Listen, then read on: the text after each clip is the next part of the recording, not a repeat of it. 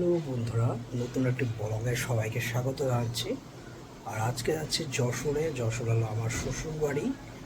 আর বাড়িতে চেষ্টা এবং তার মা অনেক দিনই নেই, তারা দুজন মামাবাড়ি রয়েছে চেষ্টার, তাদেরকে আনতে যাব।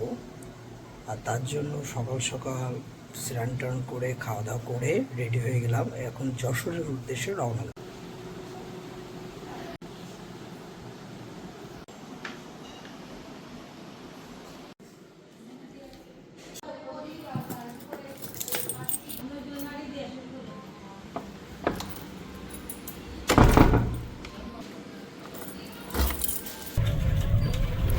বাসা থেকে বের হয়ে ইজিবাইকে করে বাস কাউন্টারের দিকে রওনা শুরু করলাম। আমাদের বাসা থেকে বাস কাউন্টার 14 কিলোমিটার দূর। এইটুকু রাস্তায় ইজিবাইকে যেতে হবে, যেহেতু বর্ষাকাল, চারদিক ছিল সবুজে ভরা। সবুজ মাঠের ভিতর দিকে ছোট রাস্তা দিয়ে যাচ্ছিলাম, খুবই ভালো লাগছিল।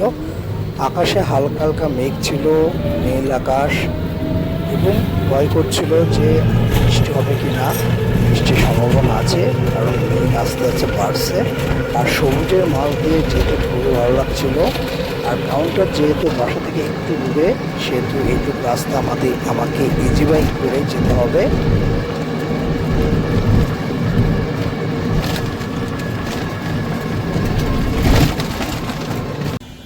বাসা থেকে চলে এসেছে বাস কাউন্টারে, লক্ষ্মী বাসা।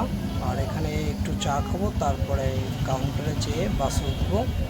সেই জন্য একটু চলে আসলাম এই চার দোকানে, এখান থেকে একটু চা খেয়ে তারপরে বাসে উঠবো। চা চলে এসেছে, কিন্তু কাপের অবস্থাটা দেখেন।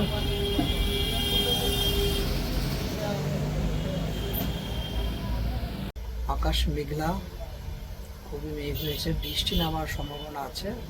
তেমন গরমও আছে, আবার আকাশে মেঘও আছে। চা খাওয়া শেষ, এবার বাসের কাউন্টারে যেয়ে বাসের টিকিট কেটে বাসে উঠবো। চলুন। চা খেয়ে বাস কাউন্টার থেকে টিকিট কেটে বাসের জন্য ওয়েট করছিলাম। আর মামা বলল যে বাস অলরেডি আসছে, বেশি সময় লাগবে না, খুবই কাছে বাস। তাই সেটুক সময় রাস্তায় দাঁড়িয়ে দেখছিলাম চারিপাশ, আর বাসের জন্য ওয়েট করছিলাম।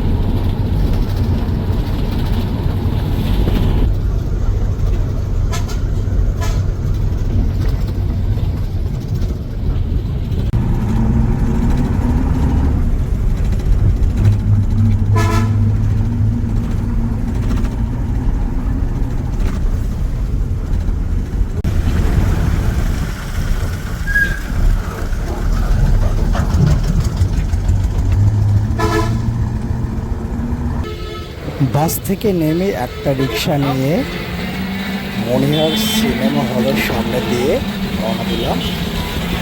আমার গন্তব্য ফুলেরহাট বেলকাঠি। আর আকাশে প্রচণ্ড পরিমাণে মেঘ, বৃষ্টি হয়েছিল বাসে আসতে আসতে। দেখেন আকাশে প্রচণ্ড পরিমাণে মেঘ, বোঝা যাচ্ছে এখানে কত পরিমাণ বৃষ্টি হয়েছিল। আর একদম মেঘে ঢাকা আকাশ। রিক্সায় যেতে যেতে বৃষ্টি ছিটেফোঁটা দেখতে দেখতে খুবই ভালো লাগছিলো, কারণ এরকম আকাশ দেখতে দেখতে একদম রিক্সায় ঘোরা খুবই ভালো লাগে।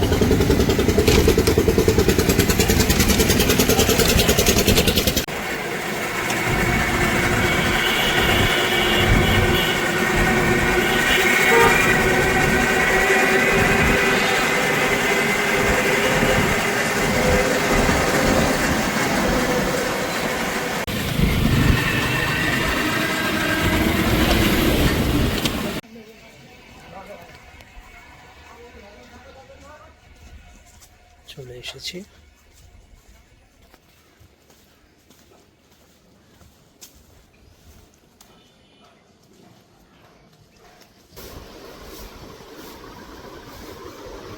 খেয়াল করতেছিস?